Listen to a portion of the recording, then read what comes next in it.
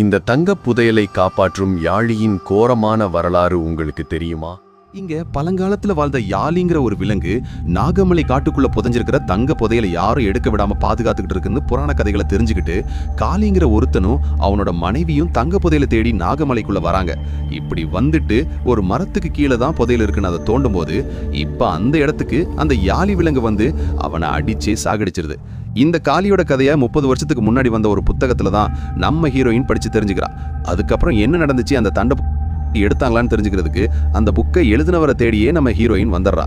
அதுக்கப்புறமே 10 வருஷத்துக்கு முன்னாடி நந்திவர்மன் ஒருத்தான் அந்த காட்டுக்குள்ள போயிட்டு வந்தான், நான் அவன் சொன்னதுதான் இது அப்படின்னு சொல்லி ஹீரோயினுக்கு ஒரு புத்தகத்தை படிக்க கொடுக்குறாரு.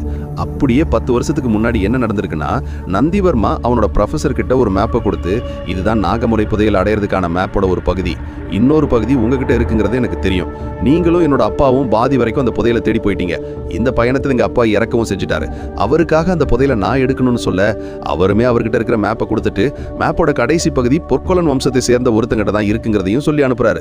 வர்மாவும் நேரடியா அந்த காட்டுக்குள்ள போனா பிரச்சனை வருங்கிறத தெரிஞ்சுக்கிட்டு புதையல் இருக்கிறதுக்கான குறிப்புகளை கொடுத்து 4 ஸ்டூடெண்ட்டையும் ஒரு கைடையும் கூட அனுப்புறான். ஆனா அதுல ஒருத்தன் கஷ்டப்பட்டு நம்ம எதுக்கு அவனுக்கு புதையல் எடுத்து கொடுக்கணும், நம்மளே எல்லா புதையலையும் எடுத்துருவோம்னு பிளான் பண்றான். இது எல்லாத்தையுமே ஒரு கருடன் பார்த்துக்கிட்டே இருக்கு. வர்மாவும் மேப்பை பார்த்து பின்னாடி வந்துட்டு இருக்கான். அந்த நேரம் அந்த ஸ்டூடெண்ட்ல 2 பேரும் அந்த கைடும் வித்தியாசமான முறையில் இறக்குறாங்க. அதுக்கப்புறம் வர்மாவுக்கும் இவங்க போட்ட பிளான் தெரிய வர, என்னை ஏமாத்த நினைச்சீங்கன்னா இப்படிதான் நீங்க சாவீங்க, ஒன்னா சேர்ந்து போய் புதையல் எடுப்போம்னு சொல்லி கூட்டு போறான். அப்பதான் இவங்களை ஃபாலோ பண்ணிட்டு இருந்த கருடன் ஒரு பொண்ணா மாறி நாகவம்சத்தை சேர்ந்த ஒருத்தன் இந்த காட்டுக்குள்ள புதையல் எடுக்க வந்திருக்கான். அவன் மூலமா தான் அளவிலா சக்தி கொண்ட நாகமணியை நான் சொந்தமாக்க போறேன்னு சொல்றான். இன்னொரு பக்கம் இவங்களும் நடந்து போயிட்டு இருக்கும்போது ஒரு பெரிய ஒரு கண்ணை வச்சு நீங்க யாருன்னு பேக்க, நாங்க புதையல் எடுக்க வந்திருக்கோம்னு சொன்னனே, அவரோட குடியில கூட்டு போய் அந்த புதையலை பத்தின கதையை சொல்றாரு.